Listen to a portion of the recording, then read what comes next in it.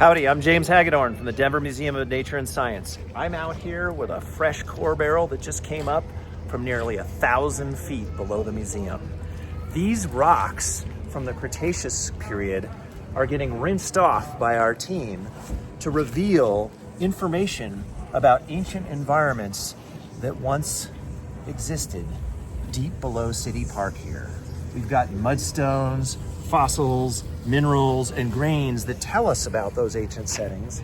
And as we were logging one of these cores earlier today and putting it in boxes, we came across something really interesting.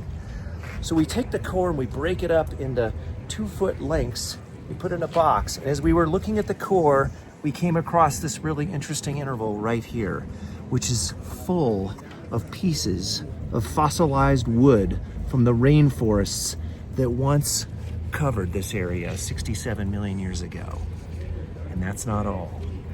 Here is a little piece of ancient tree sap known as amber that might have dripped off one of those trees into the Cretaceous City Park long ago.